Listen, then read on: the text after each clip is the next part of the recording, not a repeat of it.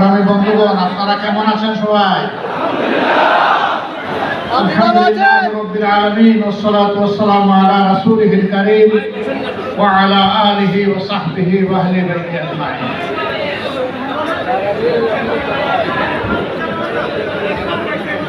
বৃহত্তর চট্টগ্রামের 23টি আসনে বাংলাদেশ জামাত ইসলামী ধীরে ধীরে যাদেরকে গড়ে তুলেছে, সেই 23 জন আগামী জাতীয় সংসদে যাদের নাম প্রস্তাব করা হয়েছে সংসদ সদস্য পদপ্রার্থী হিসাবে, তাদের এবং এই 23টি আসনে নির্বাচন পরিচালনার সাথে সম্পৃক্ত ভাইদের আজকের এই আয়োজনের সম্মানিত সভাপতি, মহানগরী আমির, এখানে উপস্থিত কেন্দ্রীয়, আঞ্চলিক এবং স্থানীয় নেতৃবৃন্দ, সংসদ সদস্য পদপ্রার্থী ভাইয়েরা, তারা প্রার্থী না প্রার্থী আমরাই করেছি, এবং যাদের উদ্দেশ্যে মূলত আজকের এই আয়োজন, আমার সেই প্রান্তীয় ভাইয়েরা, সাংবাদিক বন্ধুগণ, আমি আল্লাহ তাআলা শুকরিয়া আদায় করছি। আজকে কার্যত এখানে একটি বৃহৎ কওমি মাদ্রাসার বার্ষিক অনুষ্ঠানে দাওয়াত পেয়ে তাদের সাথে শামিল হতে এসেছিলাম। সেই সুবাদে আপনাদের সাথে আজকের এই সম্মিলন, আল্লাহ তাআলার দরবারে শুকর, তিনি এই সুযোগটুকু আমাদেরকে এনে দিয়েছেন, আলহামদুলিল্লাহ। আমি যখন ঢুকলাম তখন মুহুর্মুহু একটা স্লোগান শুনলাম। স্লোগানটা কি ছিল আবার একটু সবাই দেন তো?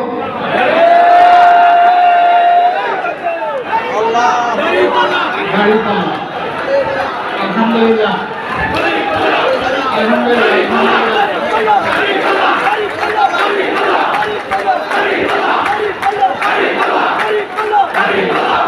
ঘরের ভিতরে দাড়িপাল্লাকে ঘরে বাইরে সর্বত্র দাড়িপাল্লায় পরিণত করতে হবে ইনশাআল্লাহ।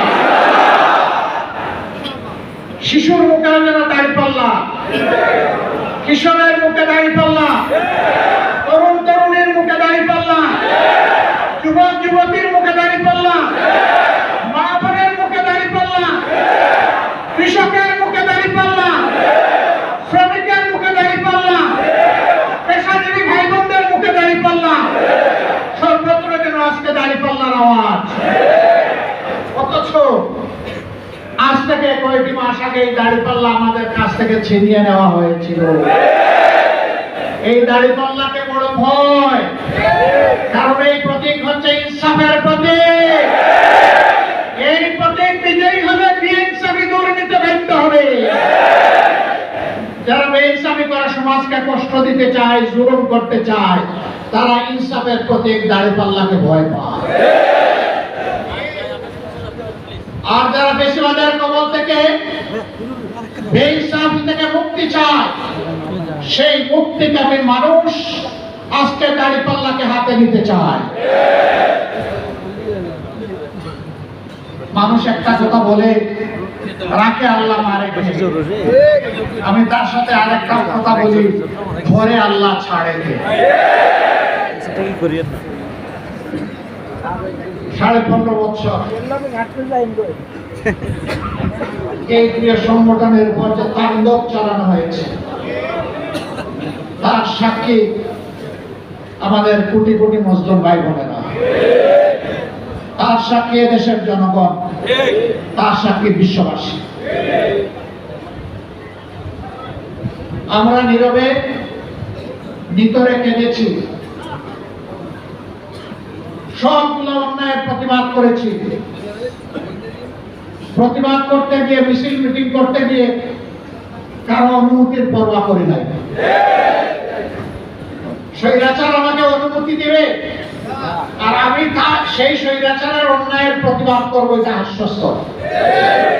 আমরা এটাকে পাত্তাই দেই না। আমাদের কোনো ভাই তারাও মজলুম, তাদের জন্য আমাদের সহানুভূতি এবং শ্রদ্ধা আছে। মজলুম আমরা একা ছিলাম না, সবগুলা বিরোধী দল, আলিম উলামা, সকল শ্রেণী পেশার মানুষ, এমনকি যে সাংবাদিকরা সমাজের চিত্র বিশ্ববাসীর কাছে, দুনিয়াবাসীর কাছে তুলে ধরে, তারাও মজলুম ছিলেন। কিন্তু আজকে কোনো কোনো মজলুম ভাই অপর মজলুমকে একটু খাতুকুতু দেয়, একটু হালকা কুছা মারে। ভাই, আমাদের খাতুকুতু দেওয়ার সময় নাই, কুছা মারার সময় নাই। এই জাতির কপালে অনেক আবর্জনা তৈরি হয়েছে, আমরা সেই আবর্জনাগুলো এখন পরিষ্কার করতে চাই। আমরা আমাদের কাজ করতে চাই। খাতুকুতু যাদের দেওয়ার ইচ্ছা আপনারা দিতেই থাকেন, তবে আমরা তাদের কাছে বড়ই কৃতজ্ঞ। আমাদের নামগুলা তারা এখন গড়ে গড়ে, কানে কানে, জনে জনে পৌঁছে দিচ্ছে। আমরা যা পারছি তো পারছি, বাকিটা তারা ঘাটতি পূরণ করছেন। কেন ভাইয়েরা? আমরা তো কারো কোনো ক্ষতি করি নাই।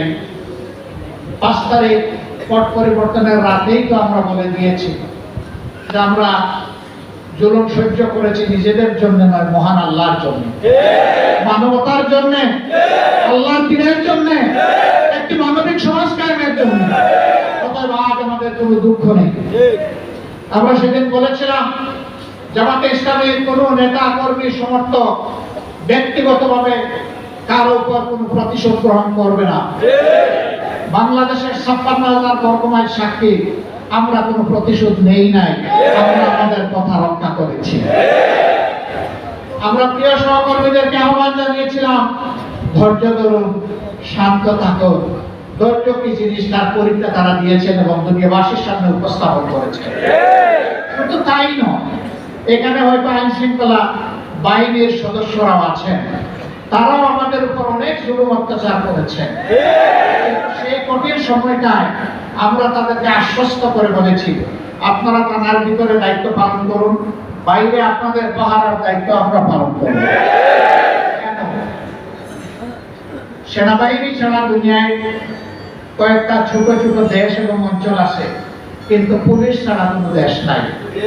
পুলিশ আমাদের লাগবে। ভুল মানুষের হতেই পারে, মানুষকে ভুল সংশোধনের সুযোগ দেওয়া উচিত। তারা অনেকে ভয় পাচ্ছিলেন, শঙ্কিত ছিলেন।